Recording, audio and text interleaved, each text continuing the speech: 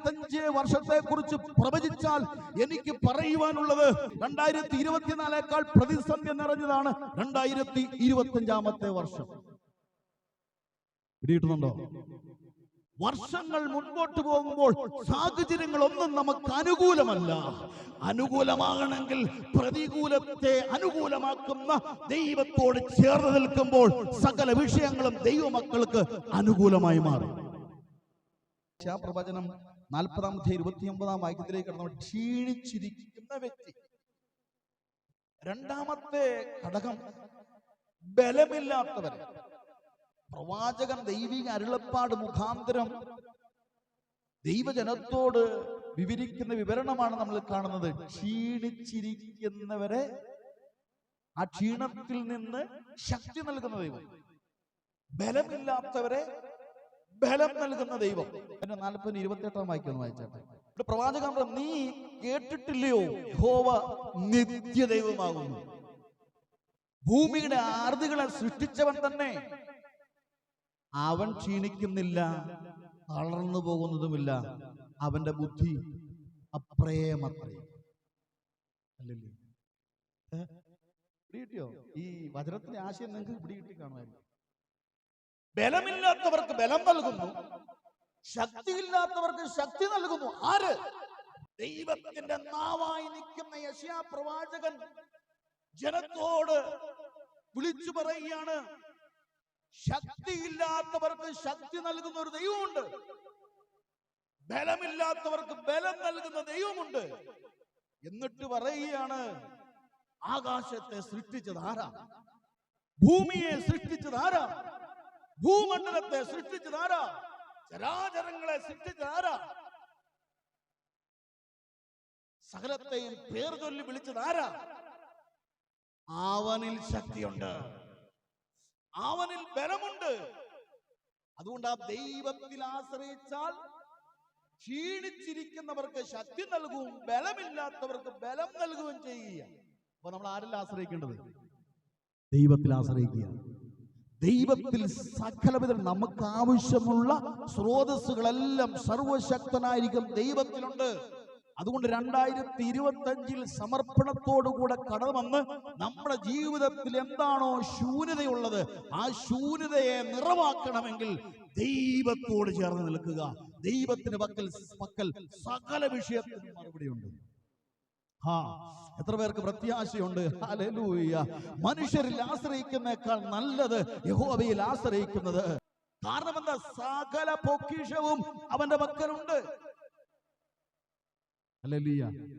പൗലോസിനും പറയാനുള്ളത് അതാണ്. പുരാതന സമ്പത്തുണ്ടെന്നാ പൗലോസ് പറയുന്നത്. ഹല്ലേലൂയ. പുരാതന സമ്പത്തുണ്ട്. അങ്ങനെയെങ്കിൽ സാമ്പത്തികമായിട്ടാണോ ക്ഷയിച്ചിരിക്കുന്നത്? ആരോഗ്യപരമായിട്ടാണോ ക്ഷയിച്ചിരിക്കുന്നത്? കുടുംബപരമായിട്ടാണോ ക്ഷയിച്ചിരിക്കുന്നത്? ഏത് വിഷയമാണെങ്കിലും ദൈവത്തിൽ പ്രത്യാശ വയ്ക്കുക. സകല ഭൂമിയുടെ അറുതികളെ സൃഷ്ടിച്ചവൻ അവൻ തന്നെ. അവൻ ക്ഷീണിച്ചിരിക്കുന്നില്ല, തളർന്നു പോകുന്നില്ല. അവന്റെ ബുദ്ധി അപ്രേമത്രേ.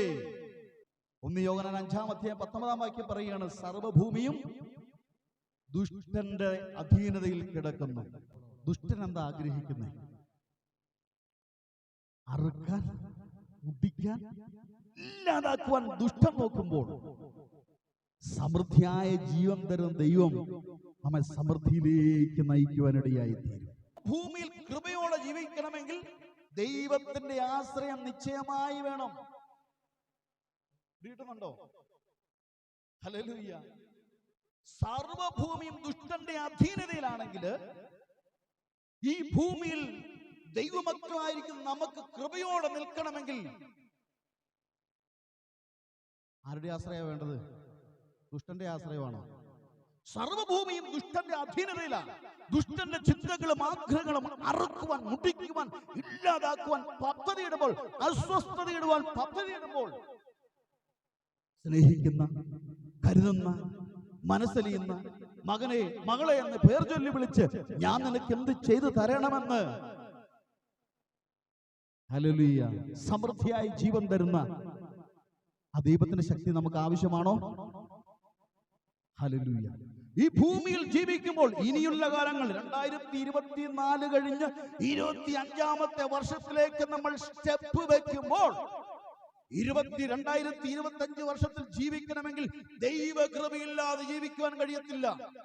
ദൈവത്തിന്റെ ആശ്രയമില്ലാതെ ജീവിക്കുവാൻ കഴിയത്തില്ല. അത്രയ്ക്ക് പ്രതിസന്ധികൾ നിറഞ്ഞ കലുഷിതമായിരിക്കുന്ന പ്രതിസന്ധിയിലൂടെ കടന്നു പോകേണ്ട മേഖലകളുണ്ട്. ഹല്ലേലൂയ. 2025 വർഷത്തെ കുറിച്ച് പ്രവചിച്ചാൽ എനിക്ക് പറയുവാനുള്ളത് 2024 പ്രതിസന്ധി നിറഞ്ഞതാണ് 2025ാമത്തെ വർഷം.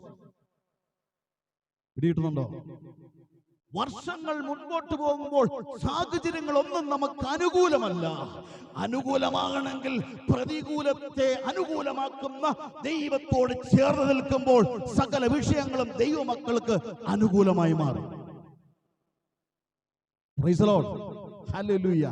നമ്മുടെ പിതാക്കന്മാരുടെ പാരമ്പര്യങ്ങളെയൊക്കെ വിട്ട് നമ്മൾ ദൈവത്തോട് കുറ്റമറ്റ മനസാക്ഷിയോടുകൂടെ പെന്തക്കോസ് എന്നുള്ള നാമവിശേഷത്തോടുകൂടെ പെന്തക്കോസിലേക്ക് ചേക്കേറി കഴിഞ്ഞിട്ട് ആ ദൈവകൃപയിൽ നിന്നില്ലെങ്കിൽ നമ്മളെ മാടി വിളിക്കുന്നത് ആരാ? പാരമ്പര്യമാ. എത്രയോ അനുഭവ കഥകൾ പറയാനുണ്ട്. വചനത്തിന്റെ മാർമിക രഹസ്യങ്ങളെ പഠിച്ച ദൈവദാസന്മാർ പോലും വഴിതെറ്റി പാരമ്പര്യത്തിലേക്ക് ചേക്കേറുമ്പോൾ ഇന്ന് പകൽക്കാലം പാരമ്പര്യത്തിൽ നിന്ന് വിശ്വാസത്തിലേക്ക് വന്ന ദൈവമക്കളെ, ദൈവകൃപയിൽ നിലനിൽക്കണമെങ്കിൽ ദൈവത്തിന്റെ ആശ്രയം നമുക്ക് ഏറ്റവും ആവശ്യമാണ്. കൃപയില്ലാത്തവർക്ക് കൃപ നൽകുന്നു, ബലമില്ലാത്തവർക്ക് ബലം നൽകുന്നു. ഈ നാളുകളിൽ കുഞ്ഞുകളിയല്ല ദൈവ പെന്തക്കോസിലേക്ക് ചേക്കേറിയെങ്കിൽ, ദൈവകൃപയിൽ ആശ്രയിച്ച് നമ്മൾ നിന്നില്ലെങ്കിൽ അനുഭവിക്കുന്ന വിപത്ത് ഭയാനകമാണ്. പറയുവാൻ കാരണം എന്താണെന്നറിയാം? 1 യോഹന്നാൻ 5:19 വ്യക്തമായി എഴുതി വെച്ച് നമ്മൾ ഭൂമിയിലാ ജീവിച്ചിരിക്കുന്നത്. അങ്ങനെയെങ്കിൽ സർവ്വഭൂമിയും ദുഷ്ടന്റെ അധീനതയിലാണ്. ഹല്ലേലൂയ. ഭൂമിയിലുള്ളതിനെ നോക്കിയല്ല നമ്മൾ സഞ്ചരിക്കേണ്ടത്. ഭൂമിയിലുള്ളത് അതാത് സമയത്ത് നമുക്ക് തരുവാൻ ശക്തിയുള്ള ദൈവമാണ്. കാക്കകളെ നോക്കുവിൻ, മൃഗങ്ങളെ നോക്കുവിൻ, പക്ഷികളെ നോക്കുവിൻ, വൃക്ഷങ്ങളെ നോക്കുവിൻ, സകലത്തെയും നോക്കുവിൻ. ദൈവം അവരെ വളർത്തുകയാണ്. അങ്ങനെയെങ്കിൽ ദൈവമക്കളെ എത്ര അധികമായിട്ടാണ്. അന്നുള്ള ആവശ്യങ്ങൾ അറിയുന്ന ദൈവമാണ്. നമ്മുടെ തലയിലെ ഒരു മുഴിനാര് കൊഴിഞ്ഞു പോയാലും അറിയുന്ന ഒരു സ്വർഗത്തിന്റെ മുമ്പിലാണ് നമ്മൾ ഇന്ന് പകൽക്കാലമായിരിക്കുന്നത്. നമുക്ക് ഇന്നലെ കിടന്നുറങ്ങുമ്പോൾ ഇന്ന് പ്രഭാതത്തിൽ എന്താ സംഭവിക്കുന്നത് എന്ന് അറിയത്തില്ല. എന്നാൽ നാളെ പ്രഭാതം എന്ത് പൊട്ടി വിടരുമ്പോൾ എന്താണ് സംഭവിക്കുന്നത് എന്നുള്ള സംഭവ വികാസങ്ങൾ അറിയുന്നവനെയാണ് നമ്മൾ സ്തോത്രം ചെയ്ത് ഹല്ലേലൂയ പറഞ്ഞ് പ്രാർത്ഥിച്ച് കിടന്നുറങ്ങിയത്. ഹല്ലേലൂയ. ഒരു സെക്കൻഡിൽ 3 പേർ വെച്ച് ലോകത്തു നിന്ന് മാറ്റപ്പെട്ടുകൊണ്ടിരിക്കുകയാണ്. എത്ര പേർക്ക് മനസ്സിലാകുന്നു? ഒരു സെക്കൻഡിൽ ഞൊട്ടിക്കുമ്പോൾ 3 പേർ വീതം ലോകത്തു നിന്ന് മാറ്റപ്പെട്ടുകൊണ്ടിരിക്കുകയാണ്. അങ്ങനെയെങ്കിൽ രാത്രി കിടന്നുറങ്ങിയോൾ പ്രഭാതം കാണുവാൻ കഴിയുമെന്ന് എത്ര പേർക്ക് പറയുവാൻ കഴിയും? നാളത്തെ ദിവസം നമുക്കുള്ളതല്ല, അടുത്ത നിമിഷം നമുക്കുള്ളതല്ല. അതുകൊണ്ടാണ് ദൈവം ബലമില്ലാത്തവർക്ക് ബലം നൽകുകയാണ്, ശക്തിയില്ലാത്തവർക്ക് ശക്തി നൽകുകയാണ്. കാരണം എന്താണെന്നറിയാമോ? സർവ്വലോകവും ദുഷ്ടന്റെ അധീനതയിലാണ്. ദുഷ്ടനറിയാം കർത്താവിന്റെ വരവ് ഏറ്റവും ആസന്നമായി എന്നറിയാം. ഹല്ലേലൂയ. യേശു മരിച്ചടക്കപ്പെട്ട് ഉയർത്തെഴുന്നേൽക്കുമെന്ന് സാത്താന് വ്യക്തമായി അറിയായിരുന്നു. അതുകൊണ്ട് എന്താ സംഭവിച്ചേ? കല്ലറയ്ക്കൽ കാവലാളരെ ഒന്നിച്ചു ചേർത്ത് നിർത്തി പുറത്തു വരരുതെന്നും പറഞ്ഞു. ആ ഒരു ഘട്ടത്തിലേക്ക് എപ്പോഴും വന്നിരിക്കുന്നത്. ഒരൊറ്റണത്തെ സ്വർഗത്തിലേക്ക് കൊണ്ടുപോകരുതെന്നും പറഞ്ഞു സാത്താനും അവന്റെ ദൂതനും മല്ലിട്ട് പോരാടിക്കൊണ്ടിരിക്കുന്ന ദുഷ്ടന്റെ അധീനതയാ. സർവ്വലോകവും ദുഷ്ടന്റെ അധീനതയിലാകുമ്പോൾ ദൈവവും ദൈവത്തിന്റെ മക്കളും ഇരിക്കുന്ന സ്വർഗത്തിലേക്ക് കൊണ്ടുപോകാതെ വന്ന് കെടാത്ത തീയും ചാകാത്ത പുഴുവിലേക്കുമാണ് സാത്താനും അവന്റെ ദൂതന്മാരും കടന്നു പോകുമെന്ന് വിചാരിച്ചുകൊണ്ട് മനസ്സിലാക്കിക്കൊണ്ട് സാത്താൻ പ്രാധാന്യത്തോടുകൂടെ പ്രവർത്തിച്ചുകൊണ്ടിരിക്കുകയാണ്. അതുകൊണ്ടല്ലേ ലഖിയോന്റെ അടുക്കൽ യേശു വന്നു കഴിഞ്ഞപ്പോൾ സമയത്തിന് മുമ്പ് എന്നെ ഭിന്നിപ്പിക്കാൻ വന്നുവോ എന്ന് യേശുവോട് ചോദ്യം ചോദിക്കുകയാണ്. അവന്റെ സമയമായെന്ന് സാത്താൻ വിചാരിച്ചുകൊണ്ട് അവന്റെ പ്രവൃത്തി അതിവേഗം ചെയ്തുകൊണ്ടിരിക്കുകയാ. ദൈവമക്കളെ, പ്രത്യാശയുള്ള ദൈവമക്കളെ, സത്യത്തിലും ആത്മാവിലും ആരാധിക്കുന്ന ദൈവമക്കളെ, എത്ര പേർക്ക് പ്രത്യാശയുണ്ട്?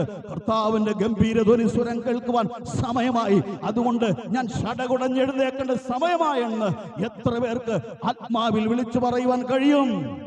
ഹല്ലേലൂയ. 2025 നമുക്ക് ദാനമായി ദൈവം തരുന്നുവെങ്കിൽ 2024 പോലെയല്ല, 2025 ദൈവത്തോട് ചേർന്ന് നിൽക്കുന്ന നാളുകളായി മാറട്ടെ. ബലമില്ലാത്തവർക്ക് അവൻ ബലം നൽകുന്നു, ശക്തിയില്ലാത്തവർക്ക് അവൻ ശക്തി നൽകുകയാണ്. യിരെമ്യാവ് 12:5 വായിച്ചാട്ടെ. കാലാളുകളോട് ഓടിയിട്ട് നീ ക്ഷീണിച്ചു പോയാൽ കുതിരകളോടുകൂടെ എങ്ങനെ മത്സരിച്ചോടും? മതി. അപ്പൊ നമ്മുടെ ശക്തി മതിയോ? കാലാളുടെ കൂടെ ഓടിയിട്ട് ക്ഷീണിച്ച് അവശനായി പോയി. ശരിയാണോ? റൈറ്റ്? ശരിയാണോ? അപ്പോൾ കുതിരകളുടെ കൂടെ എങ്ങനെ ഓടും? ശക്തി എവിടുന്നാ കിട്ടുന്നത്? നമുക്ക് ദാനമായ ഒരു ശക്തി ഉണ്ടെന്ന്. അവന്റെ വസ്ത്രത്തിന്റെ വിളുമ്പിൽ കൂടെ ആ ശക്തി പകർന്നുകൊണ്ടിരിക്കുക, യേശുവിന്റെ അധികാരമുള്ള നാമത്തിൽ. ഹല്ലേലൂയ. അതുകൊണ്ട് ശക്തിയെ പുതുക്കുന്നവർ കഴുകന്മാരെ പോലെ ചിറകടിച്ച് കയറുമെന്ന് വചനം പറയുമ്പോൾ, ശക്തി വേണോ? ദൈവത്തിൽ ആശ്രയിക്കുക. ശക്തി വേണോ? ദൈവത്തിൽ ആശ്രയിക്കുമ്പോൾ ദൈവത്തിന്റെ മുഴുവൻ മഹത്വവും നമ്മുടെ ജീവിതത്തിൽ വെളിപ്പെടും. ഉൽപ്പത്തി പുസ്തകം 15-ാം അധ്യായം 1-ാം വാക്യത്തിലേക്ക് വരുമ്പോൾ, വിശ്വാസികളുടെ പിതാവായിരിക്കുന്ന അബ്രഹാമിന്റെ ശോചനീയമായിരിക്കുന്ന അവസ്ഥ.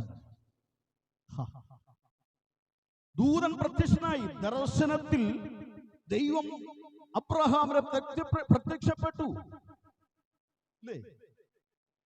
നമ്മളെ പോലെ വിശ്വാസ പാരമ്പര്യം വിട്ട് വിശ്വാസത്തിലേക്ക് വന്ന അബ്രഹാമിന് ഭയപ്പെട്ട് കൂടാരത്തിന്റെ അകത്തളത്തിൽ ഒളിഞ്ഞിരിക്കുക. ഉടനെ ദൈവം പ്രത്യക്ഷപ്പെട്ടു. പ്രത്യക്ഷപ്പെട്ടിട്ട് പറയാ, ഭയപ്പെടണ്ട. ആരാ ഭയന്നിരിക്കുന്നേ? അബ്രഹാം ഭയന്ന് കൂടാരത്തിന് ഉള്ളിൽ വലിഞ്ഞിരിക്കുകയാണ്. ഹല്ലേലൂയ. പുറത്തിറങ്ങുവാൻ കഴിയാതെ ഉള്ളിലിരിക്കുക. കാരണം നാളുകളായി ദൈവത്തിന്റെ വിളി കേട്ട് ഇറങ്ങിയിട്ടും വാഗ്ദത്തം അവന്റെ കൺമുൻപിൽ കാണുവാൻ കഴിയാതെ വണ്ണം പ്രത്യാശ നഷ്ടപ്പെട്ട് കൂടാരത്തിന്റെ അകത്തളത്തിലിരുന്ന അബ്രഹാമിനെ ദൈവത്തിന്റെ ദൂതൻ പറയുക, ഭയപ്പെടണ്ട. അബ്രഹാം ഭയപ്പെട്ടിരിക്കുകയാണോ? ഭയപ്പെട്ടിരിക്കുകയായിരുന്നു. ആർക്കെങ്കിലും ഭയമുണ്ടോ? ഭയപ്പെടണ്ട. ജീസസ്. ആരെങ്കിലും ജീവിതത്തിന്റെ സമസ്ത വിഷയങ്ങളെ നോക്കി ഭയപ്പെടുന്നുണ്ടോ? മക്കളുടെ വിഷയങ്ങളാണോ? കുടുംബത്തിന്റെ വിഷയമാണോ? കടബാധ്യതയാണോ? ദൈവത്തിന് പറയുവാനുള്ളത്, മക്കളെ നോക്കി വിരൽ ചൂണ്ടി ദൈവത്തിന്റെ പകൽക്കാലം പറയുവാനുള്ളത്, ഭയപ്പെടണ്ട. അബ്രഹാം ഭയത്തോടു കൂടിയായിരുന്നു. അബ്രഹാമെ ഭയപ്പെടണ്ട, ഞാൻ നിന്റെ അതിമഹത്തായ പ്രതിഫലമാകുന്നു, പരിചയാകുന്നു. അപ്പൊ അബ്രഹാമിന് ചോദിക്കാനുള്ളത്, നീ എനിക്ക് എന്ത് തരും? ഇതല്ലേ നമ്മുടെ ചോദ്യം. ഓക്കെ, ഞങ്ങൾ ആരാധിക്കുന്നുണ്ട്, സ്തുതിക്കുന്നുണ്ട്, ഉപവസിക്കുന്നുണ്ട്, നീ എനിക്ക് എന്ത് തരും? 99 വയസ്സിനാണ് തന്റെ വാഗ്ദത്തം പ്രാപിച്ചത്. 99 വയസ്സെന്ന് പറയുമ്പോൾ മക്കളും മക്കളുടെ മക്കളും കണ്ട് അതിന്റെ മക്കളും കണ്ട് സന്തോഷിക്കുന്ന ഒരു അനുഭവത്തിൽ 99 വയസ്സിലാണ് മക്കള്. ഇപ്പോൾ തനിക്ക് 25 വയസ്സിൽ ഇറങ്ങി പുറപ്പെട്ടു. ഇപ്പോഴെത്ര വയസ്സുണ്ടെന്ന് അറിയത്തില്ല. എങ്കിലും കുറച്ചു കാലം മുൻപോട്ട്, അധിക നാളായില്ല, മുൻപോട്ട് വന്നിട്ട്, അബ്രഹാമേ, ഞാൻ നിന്റെ പരിചയം അതിമഹത്തായ പ്രതിഫലമാകുന്നു എന്ന് പറഞ്ഞ് കടലിലെ മണൽത്തരികൾ പോലെയും ആകാശത്തിലെ നക്ഷത്രങ്ങൾ പോലെയും നിനക്ക് സന്തതി പരമ്പരകൾ തരാമെന്ന് പറഞ്ഞ വാഗ്ദത്തങ്ങളെ കണ്ണാലെ കാണുവാൻ കഴിയാതെ വണ്ണം ഭയന്ന് വിറച്ചിരിക്കുന്ന കൂടാരത്തിന്റെ അകത്തളത്തിലിരിക്കുന്ന അബ്രഹാമിനെ ദൈവം ഉയരത്തിലിരുന്ന് കാണുകയാണ്. ഇന്ന് പകൽക്കാലം ഏതെല്ലാം വിഷയത്തിന് വേണ്ടിയാണോ ഇന്ന് പകൽക്കാലം ഈ ആലയത്തിന്റെ അകത്തളത്തിൽ ഇരുന്ന് ഞരങ്ങുന്നത്, ആ വിഷയങ്ങൾ സ്വർഗം ശ്രദ്ധ വെച്ചറിയുകയാണ്. ഇന്ന് പകൽക്കാലം പരിശുദ്ധാത്മാവ് വചനത്തിലൂടെ വിളിച്ചു പറയുവാനുള്ളത്, ഭയപ്പെടണ്ട, ഞാൻ നിന്റെ പരിചയം അതിമഹത്തായ പ്രതിഫലവുമാകുന്നു. നീ എനിക്ക് എന്ത് തരും? എനിക്ക് സ്വത്തുണ്ട്, സമ്പത്തുണ്ട്, പക്ഷേ ആ സ്വത്തും സമ്പത്തും അനുഭവിക്കാൻ മക്കളില്ല. ദമേശക്കുകാരനായിരിക്കുന്ന ഏലയാസർ എന്റെ ഓഹരിക്കാരനാകുവോ? ഹല്ലേലൂയ. ദൈവം പറയാ, നോ നോ നോ, അതൊരിക്കലും സംഭവിക്കത്തില്ല. നീ ആദ്യം ആ കൂടാരത്തിൽ പുറത്തേക്ക് വരാൻ പറഞ്ഞു, ആകാശത്തിലേക്ക് നോക്കാൻ പറഞ്ഞു. എണ്ണിക്കോ എണ്ണിക്കോ, 1 2 3 4 എണ്ണി 1500 വരെ എണ്ണി. അത് കഴിഞ്ഞ് എണ്ണാൻ കഴിയുന്നില്ല. പറയാ, അതേപോലെ നിനക്ക് ഞാൻ മക്കളെ തരും. ഹല്ലേലൂയ. കടലിലെ മണൽത്തരികൾ പോലെ ഞാൻ നിങ്ങൾക്ക് മക്കളെ തരും. വാഗ്ദത്തമാ. എന്നിട്ട് കിട്ടിയോ? ഇല്ല. ഹല്ലേലൂയ. ദാസിയായിരിക്കുന്ന ഹാഗറിലൂടെ ഒരു മകൻ ജനിച്ചു, ഇസ്മായിൽ. അല്ലേ? എല്ലാം പ്രതിസന്ധി അനുഭവിച്ചു. ദൈവം പറഞ്ഞു തന്നെയാണ്. പക്ഷെ ദൈവത്തിനൊരു സമയമുണ്ട് കേട്ടോ. അവിടെയാണ് വിഷയം. ഹല്ലേലൂയ. ദൈവം എന്നോടോ നിങ്ങളോടോ എന്തെങ്കിലും അരുളി ചെയ്തിട്ടുണ്ടെങ്കിൽ അതങ്ങനെ തന്നെ സംഭവിക്കും. നമ്മുടെ സമയമല്ല, ദൈവത്തിന്റെ സമയമാ. അതാണ് യേശു പറഞ്ഞത്. ഗദസമേൽ യേശുവിന്റെ ഒരു പ്രാർത്ഥനയുണ്ടല്ലോ, എന്റെ ഇഷ്ടമല്ല അങ്ങയുടെ ഇഷ്ടം നിറവേറട്ടെ. യെശയ്യാപ്രവചനം 40:31. യൗവനക്കാരും ഇടറി വീഴും, എങ്കിലും യഹോവയെ കാത്തിരിക്കുന്നവർ ശക്തിയെ പുതുർക്കും. അവർ കഴുകന്മാരെ പോലെ ചിറകടിച്ചു കയറും. അവർ തളർന്നു പോകാതെ ഓടുകയും ക്ഷീണിച്ചു പോകാതെ നടക്കുകയും ചെയ്യുന്നു. കർമ്മേലിന്റെ മേളിൽ വെച്ച് 850 ആലിന്റെ പ്രവാചകന്മാരും അശേര പ്രവാചകന്മാരുടെ മുമ്പിൽ ഏലിയാവ് പറയുക, അബ്രാഹാമിന്റെയും ഇസ്ഹാക്കിന്റെയും യാക്കോബിന്റെയും ദൈവമായിരിക്കുന്ന യഹോവേ എന്ന് ദൈവത്തെ വിളിച്ച് തീയിറക്കുന്ന ഒരു അനുഭവം. 850 പ്രവാചകന്മാർ ഒന്നടങ്കമായി കടന്നു വന്നിട്ട് വെട്ടിയും കുത്തിയും പരിക്കേൽപ്പിച്ചിട്ട്, ഹല്ലേലൂയ, അവരുടെ ദൈവത്തിന് ഉത്തരമരുളുവാൻ കഴിഞ്ഞില്ല. ഒറ്റയ്ക്ക് ഹർമേലിന്റെ മേളിൽ നിന്നുകൊണ്ട് ഹല്ലേലൂയ ഏലിയാവ് പറയുക, എന്റെ ദൈവം, ഹല്ലേലൂയ, ശക്തിയില്ലാത്തവർക്ക് ശക്തി നൽകുന്ന ദൈവം, ബലമില്ലാത്തവർക്ക് ബലം നൽകുന്ന ദൈവം, അബ്രഹാമിന്റെയും ഇസ്ഹാക്കിന്റെയും യാക്കോബിന്റെയും ദൈവമായിരിക്കുന്ന യഹോവേ ഉത്തരമരുളണമേ. ഹർമേലിൽ ഹല്ലേലൂയ താനുണ്ടാക്കിയ യാഗപീഠത്തിൽ തീ ഇറങ്ങുകയാണ്. ഹല്ലേലൂയ. 850 പ്രവാചകന്മാർക്ക്, അശേര പ്രവാചകന്മാർക്കും ബാലിന്റെ പ്രവാചകന്മാർക്കും ചെയ്തു കൂട്ടുവാൻ കഴിയാത്തത് ഒരു വ്യക്തി, ഏലിയാവ് എന്നൊരൊറ്റ വ്യക്തി. ആ ഒറ്റ വ്യക്തി തീയിറക്കിയെങ്കിൽ എവിടുന്നാണ് ഈ ആർജവം? എവിടുന്നാണ് ഈ ബലം? എവിടുന്നാണ് ഈ ശക്തി? ഓ, ബലമില്ലാത്തവർക്ക് ബലം നൽകുന്ന ദൈവം, ശക്തിയില്ലാത്തവർക്ക് ശക്തി നൽകുന്ന ദൈവം. എന്റെ വാക്കുകൾ ചുരുക്കുകയാണ്. ഹല്ലേലൂയ. ആ ദൈവത്തിന്റെ കൃപ എത്ര വലുതാ! ആ ദൈവത്തിന്റെ സ്നേഹം എത്ര വലുതാ! ബലമില്ലാത്തവർക്ക് ബലം നൽകുന്ന ദൈവം. ഹല്ലേലൂയ. നമ്മുടെ ഭാരം ചുമക്കുന്ന ഒരു ദൈവമുണ്ട്, നമ്മെ കരുതുന്ന ഒരു ദൈവമുണ്ട്, നമ്മെ വഴി നടത്തുന്ന ഒരു ദൈവമുണ്ട്. ആ ദൈവത്തിന്റെ വിശ്വസ്തത എത്ര പേർക്ക് അനുഭവിച്ചറിയാൻ കഴിയും? ദൈവവരം കേട്ട വചനത്തെ ഓർത്ത് ദൈവവരങ്ങളിലേക്കൊന്ന് കൈമാറിയാട്ടെ. നമ്മൾ ഇതുവരേക്കും വചനം കേൾക്കുകയായിരുന്നു. ശക്തിയില്ലാത്തവർക്ക് ശക്തി നൽകുന്ന ദൈവം, ബലമില്ലാത്തവർക്ക് ബലം നൽകുന്ന ദൈവം, കരുതുന്ന ദൈവം, ഭാരങ്ങളെ ചുമക്കും ദൈവം, നന്നായി അറിയുന്ന ദൈവം. ഹല്ലേലൂയ. സുഖമുള്ള കാലത്തും കണ്ണുനീർ നേരത്തും ആ യേശു മാത്രം മതി എന്ന് എത്ര പേർക്ക് പറയുവാൻ കഴിയും? യേശുവിന്റെ അധികാരമുള്ള നാമത്തിൽ എന്റെ ഭാരം ചുമക്കുന്ന ഒരു ദൈവമുണ്ട്, എന്നെ നന്നായി അറിയുന്ന ഒരു ദൈവമുണ്ട്. സുഖമുള്ള കാലത്തും കണ്ണുനീർ നേരത്തും എന്റെ യേശു മാത്രം മതി. ഓ, കർമ്മേലിന്റെ മുകളിൽ താൻ ഒറ്റയ്ക്ക് നിൽക്കുകയാ. 805 പ്രവാചകന്മാര് അണിനിരന്നുകൊണ്ട് ഒന്നടങ്കമായി ബാലേ ബാലേ ഉത്തരമരുളുക ഉത്തരമരുളുക എന്ന് പറഞ്ഞപ്പോൾ ഒരു ഉത്തരവും ലഭിച്ചില്ല.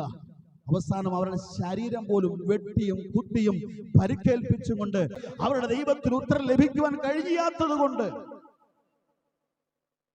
അവരാ സവാലിൽ നിന്ന് പിൻവാങ്ങിക്കഴിഞ്ഞപ്പോൾ ഏലിയാവ് എഴുന്നേറ്റ് നിൽക്കുകയാ. ഓ, അബ്രഹാമിന്റെയും വ്യക്തിപരമായി വിളിക്കുവാൻ ഒരു ദൈവമുണ്ട്. ഏലിയാവിന് ശക്തി പകരുന്ന ഒരു ദൈവമുണ്ട്, കരുത്തു നൽകുന്ന ഒരു ദൈവമുണ്ട്. ആ ദൈവത്തോട് വിളിച്ചു പറയുക, അബ്രഹാമിന്റെയും ഇസ്ഹാക്കിന്റെയും ഇസ്രായേലിന്റെയും ദൈവമായിരിക്കുന്ന യഹോവേ.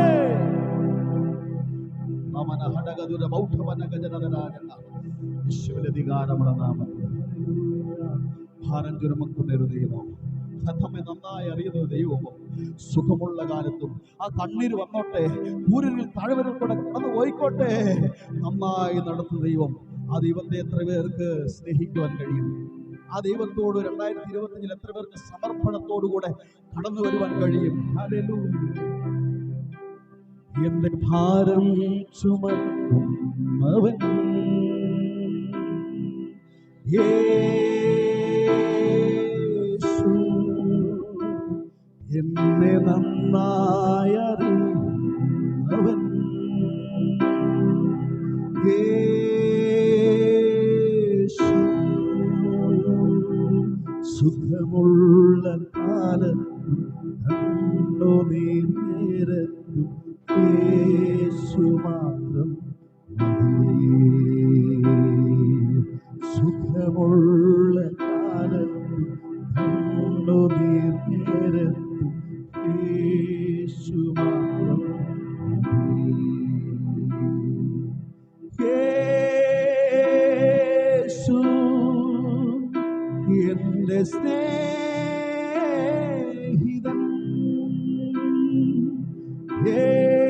യേശു എന്റെ പ്രാണപ്രിയൻ,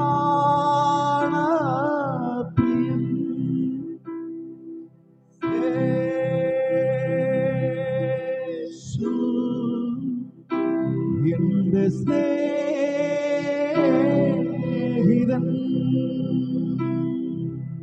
യേശു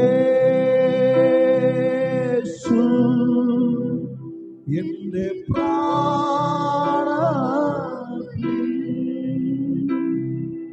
സുഖമുള്ള കാലത്തും കണ്ണുനീർ നേരത്തും യേശു മാത്രം മതി.